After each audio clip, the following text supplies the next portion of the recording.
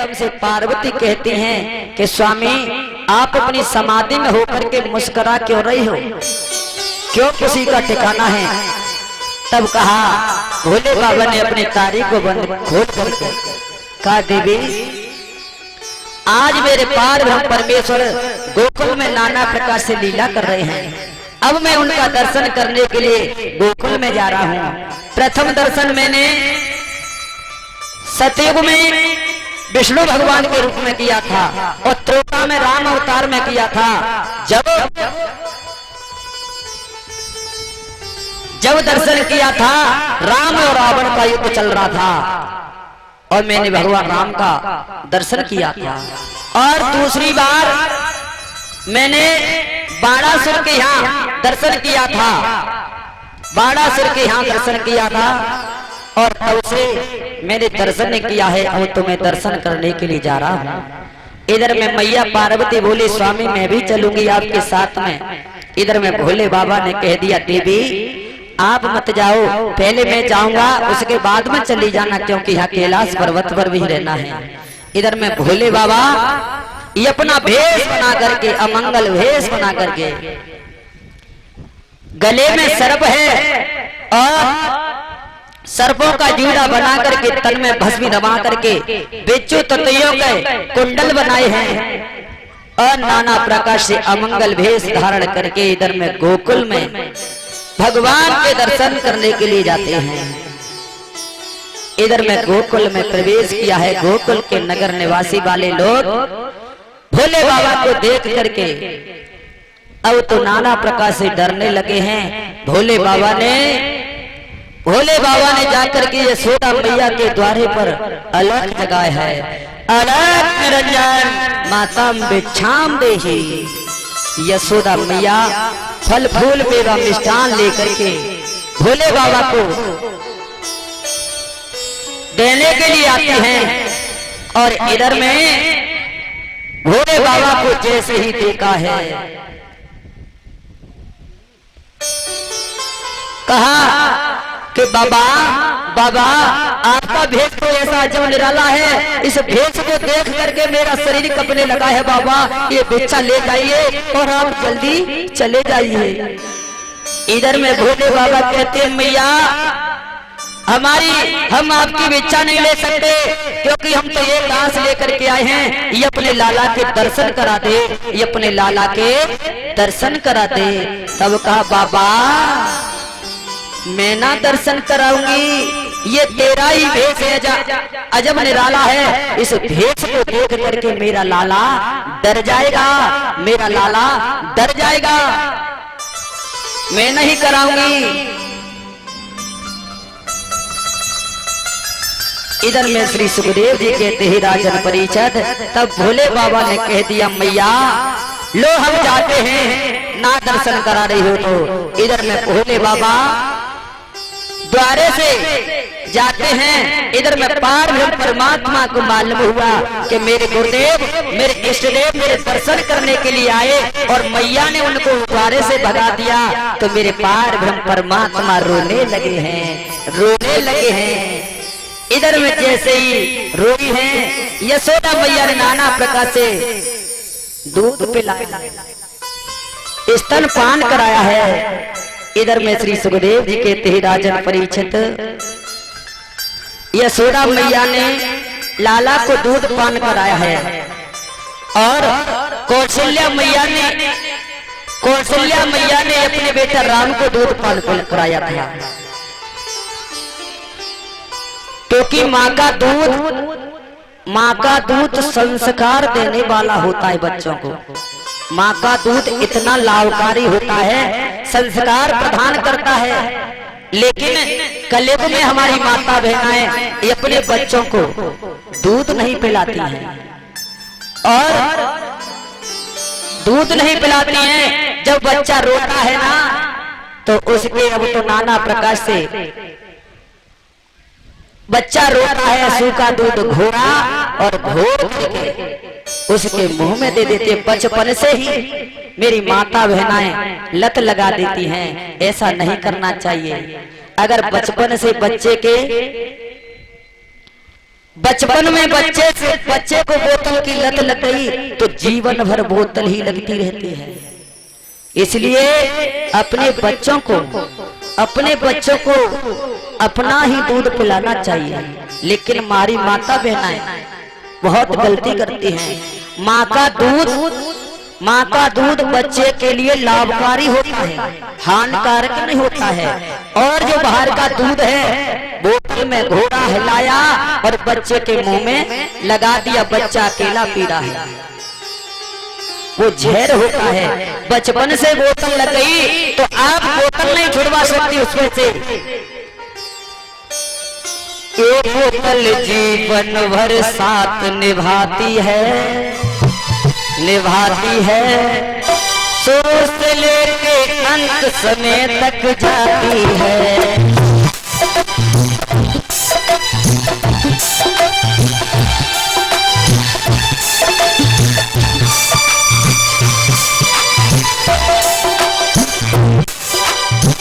बोतल जीवन भर साथ निभाती है, शुरू से लेके अंत समय तक जाती है।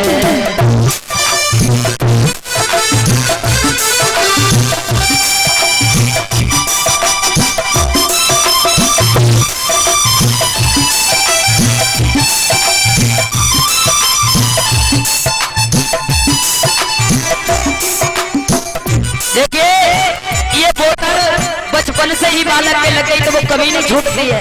ये भजन के माध्यम से श्री सुखदेव जी महाराज कहते हैं, हे राजन परिषद, अरे 2 महीना का हुआ जो बालक हाथ में दूध की बोतल है, अरे 2 साल का हुआ जो बालक फ्रूटी की भी बोतल है, भाई फ्रूटी की भी बोतल है।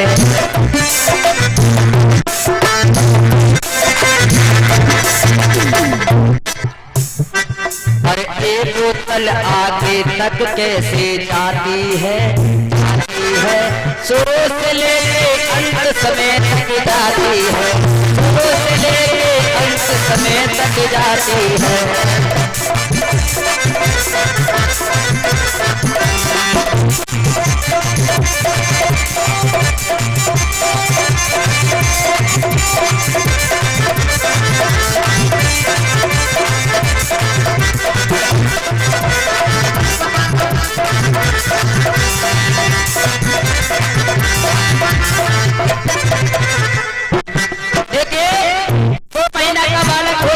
दूध की बोतल दे देते हैं, 2 साल का हो जाता है तो फ्रूटी की बोतल पीने लगता है।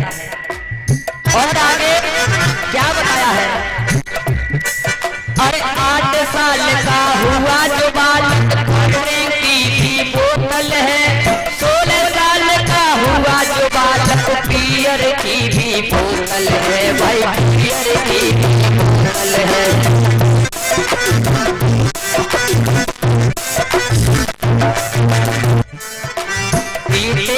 तबीयत खुश कर जाती है, शुरू से लेके अंत समय तक जाती है, शुरू से लेके अंत समय तक जाती है।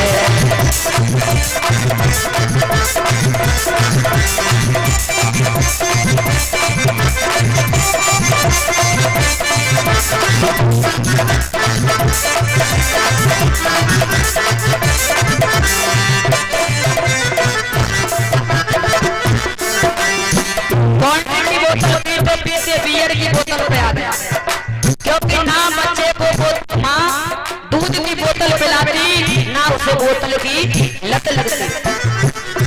और आगे क्या होता है,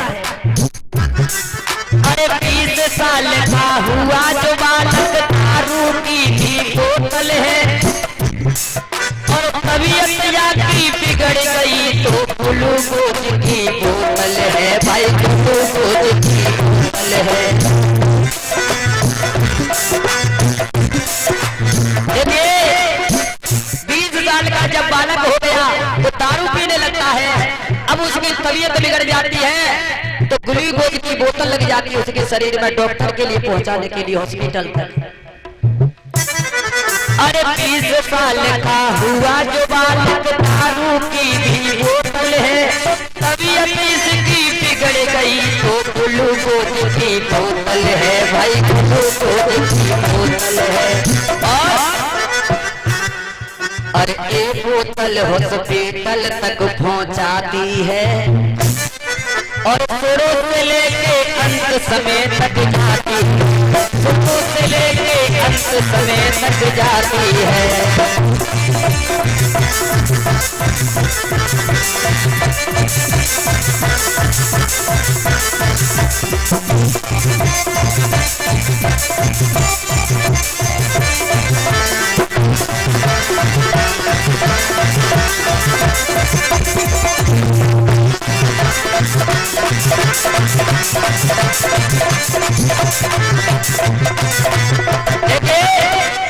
जब वैज्ञानिक हॉस्पिटल में पहुंच जाता है तो क्या होता है?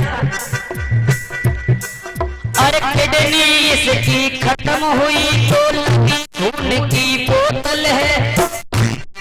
डॉक्टर के पास पहुंचा, डॉक्टर ने देखा, चेकअप किया, इसकी तो किडनी खराब हो गई, खून की बोतल चढ़ेगी। अरे किडनी तेरी खत्म हुई तो लगी खून की बोतल है, अंत समय जब तेरा आया गंगा जल की बोतल है भाई, गंगा जल की बोतल है।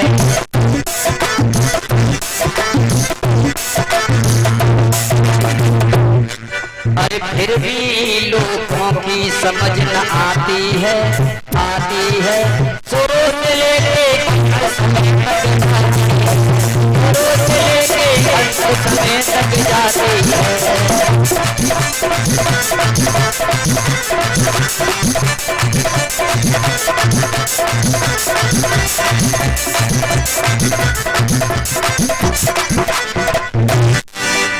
इस प्रकार से श्री सुखदेव जी कहते हैं राजन परीक्षित, मैया यशोदा ने अपने लाला को स्तनपान कराया था, इसलिए सभी को अपने बेटे को स्तनपान कराना चाहिए। इसलिए अपने बच्चों को कभी बोतल की लत नहीं देनी चाहिए। जो माँ अपने बच्चों को बोतल पिलाती हैं और उनके बच्चे नाजाद कदम उठाते हैं। इधर में भोले बाबा जैसे ही यशोदा मैया के द्वारे से चले जाते हैं, तब कन्हैया पार्वती परमात्मा रोने लगे हैं। इधर में नाना प्रकार से यशोदा मैया ने स्तनपान कराया, लेकिन चुप नहीं हुए। इधर में एक दासी ने कहा, मैया हमें तो ऐसा लगता है जो बाबा आया था शायद उसी ने जादू टोना तो नहीं कर दिया है, इसलिए लाला चुप नहीं हो रहा।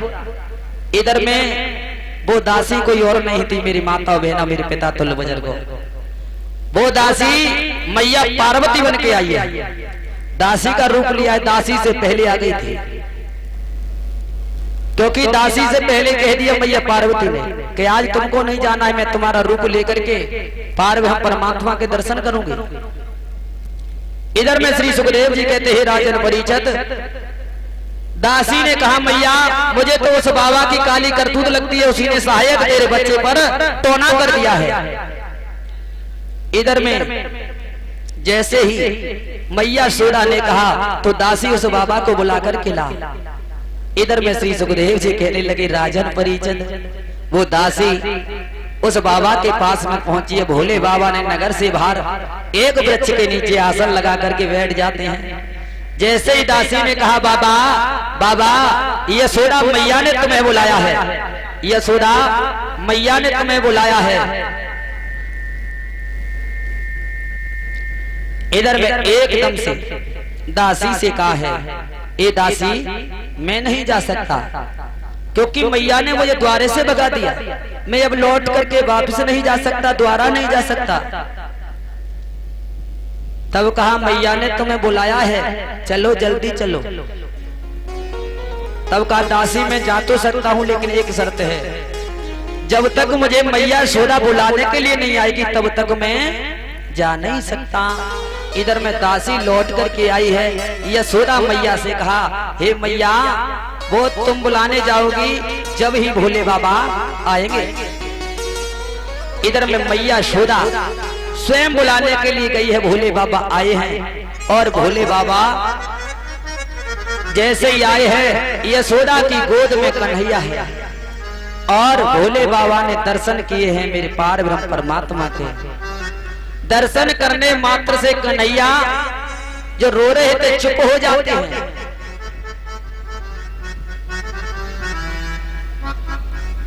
अब मैया यशोदा ने देखा ये तो अचम्मा हो गया, इसके दर्शन करने से मेरा लाला चुप हो गया। ये तो कोई वैसा वैसा साधारण महात्मा नहीं है, ये तो कोई करामती महात्मा है।